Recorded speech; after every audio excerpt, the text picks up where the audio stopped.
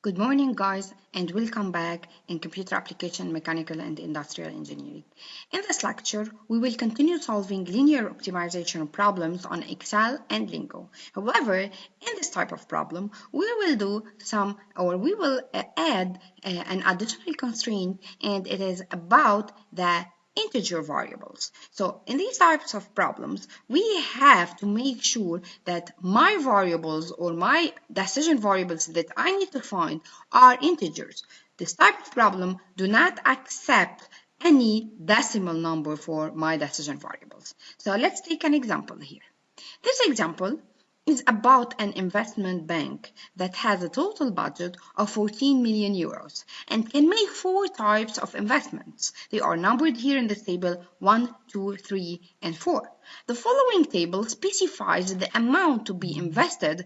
This is the amount and the net revenue for each investment. In other words, for investment 1, I need 5 million euros. For investment 2, I need 7 million euros. However, the profit of investment 1 is 16 million euros and the profit of investment 2 is 22 million euros and so on.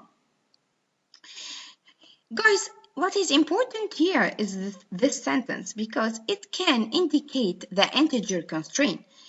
Here, each investment must be made in full if made at all, which means I cannot do 1.5 investment 2 or 2.4 or 0.8. I should make it in full. All right, and that's why, guys, there is an additional constraint here that states that all my decision variables should be integers. So I need to formulate this integer linear program to maximize the revenues, and I need to solve it. I'm gonna solve it using Excel and Lingo. But first of all, let's do the mathematical formulation, or let's formulate this problem.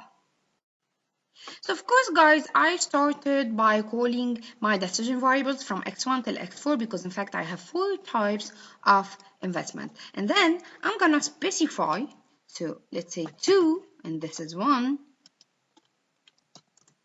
I'm gonna specify my objective function. So what is my objective function? In fact, my objective function here is to maximize the profit. So it is max of what? Max of 16, which is this one, 16 times x1 plus 22 times x2 plus 12 times x3 plus 8 times x4.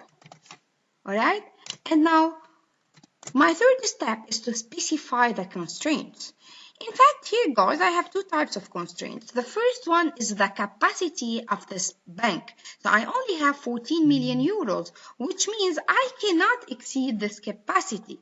And I know that each investment has its amount. So I need to invest 5 million euros if I want to do one of investment of type 1.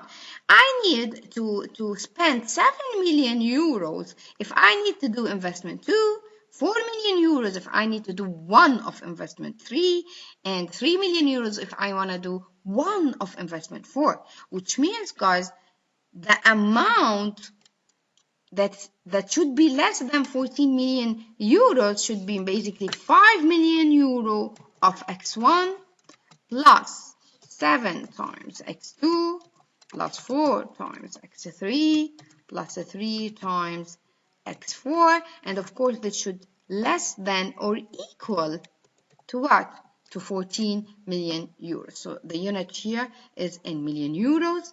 And the second type of constraint is the additional constraint that we're talking about, and this is the constraint of integer decision variables. So I'm gonna make sure that x1 is integer,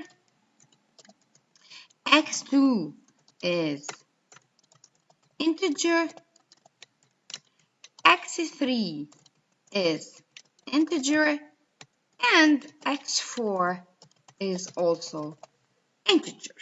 Let's now, and this is step 4, solve for this problem on Excel and on Lingo.